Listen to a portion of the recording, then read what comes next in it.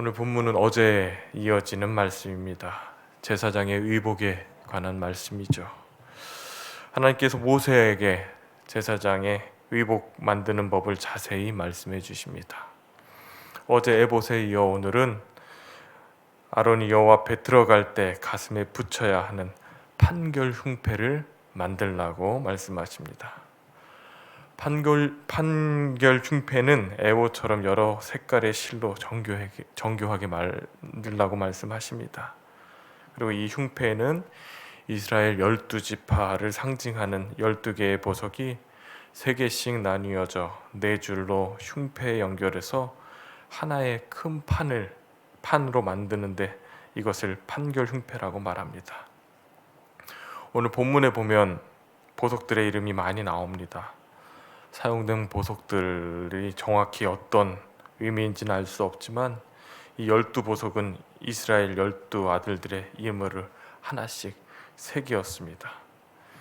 이스라엘 12지파를 상징하는 것처럼 보이지만 구원받은 모든 하나님의 백성들을 상징합니다.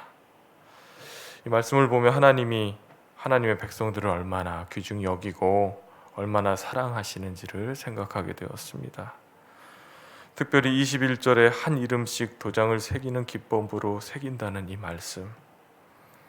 하나님은 구원받은 백성들을 어떠한 경우에도 잊지 않으시고 하나님이 기억하신다는 이 말씀이 참 위로가 되는 말씀이었습니다. 우리가 어떠한 상황과 환경에 놓여 있는다 하더라도 하나님이 우리를 기억하신다는 말씀, 잊지 않으신다 이 말씀. 나는 부족하고 연약함으로 인해 하나님을 잊고 살 때가 있지만 그럼에도 불구하고 그런 나를 빛과 같이 빛나는 보석같이 값지고 귀하게 여겨주실 뿐만 아니라 하나님은 잊지 않고 기억해 주신다는 이 말씀이 큰 위로가 되었습니다.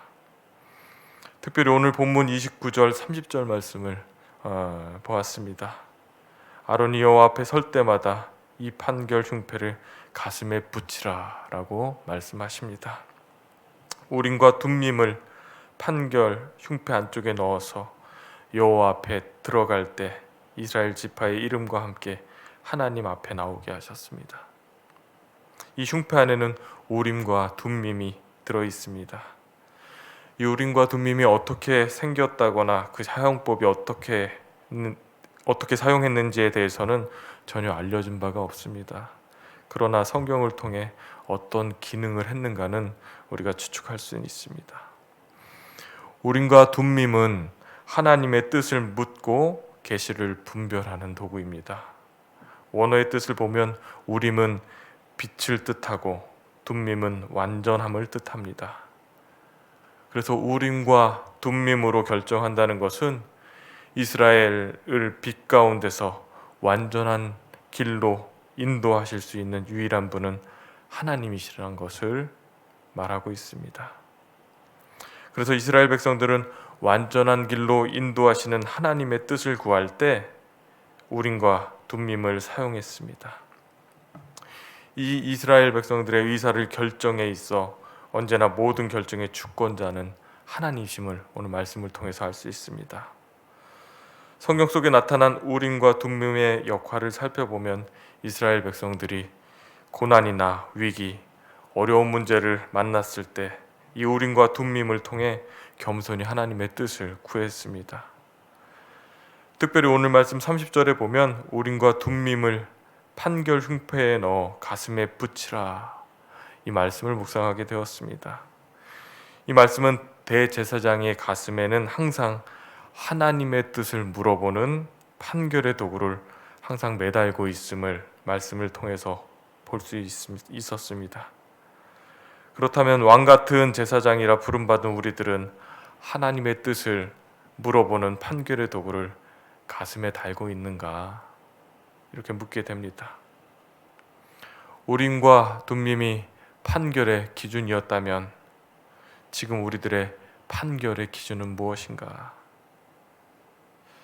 하나님의 말씀이 아닌가 생각해 봅니다.